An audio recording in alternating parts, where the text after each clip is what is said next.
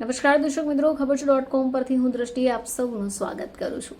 હાલમાં વેકેશનનો સમય ચાલે છે અને આવા સમયમાં ઘણા બધા લોકો એક જ ઘરમાં ભેગા થઈ જાય.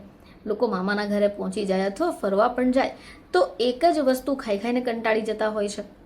હવે આવા દિવસોમાં જ્યારે નવરા બેઠા હોઈએ, ખાસ કરી જ્યારે કેરીનો રસ ખાતા હોઈએ તો બટાકાવાળાની ચોક્કસ યાદ આવે છે.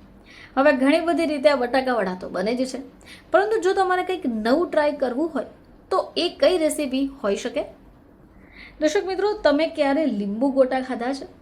તમને તો નામ જાણી નવાઈ લાગી હશે. ચલો આપણે આજે જાણીએ કે આ લીંબુ ગોટા કઈ રીતે બનાવી શકાય. તો હવે જ્યારે ગરમી પણ પડી રહી છે અને ચોમાસાની સિઝન શરૂ થવાના બસ ગણતરીના જ દિવસો બાકી છે, ત્યારે આપણને આવું કંઈક ચટપટું ખાવાનું જોઈશે. તો હવે આવી ઋતુમાં લોકો ગરમા ગરમ ભજીયા ખાવાનું પસંદ કરતા હોય છે.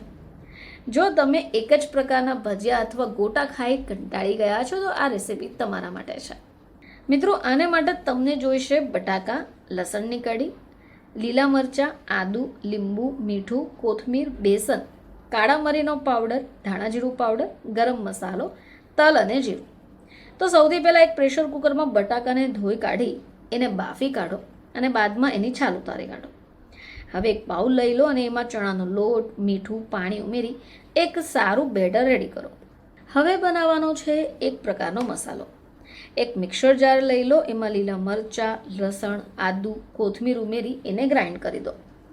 હવે એક બાઉલમાં સફેદ તલ, કાળા મરી પાવડર, જીરું, ધાણા જીરું પાવડર, લાલ મરચું પાવડર, લીલા મરચાંની પેસ્ટ, લીંબુ અને કોથમીર એડ કરો.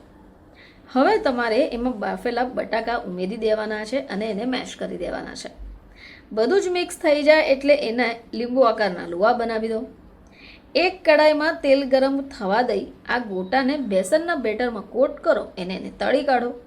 બસ તૈયાર થઈ ગયા તમારા લીંબુનો ગોટા. તમે ઈચ્છો એવી ઋતુમાં આને ટ્રાય કરી શકો છો. તો બટાકાવાળા તો ઘણી બધી વાર ખાધા હશે.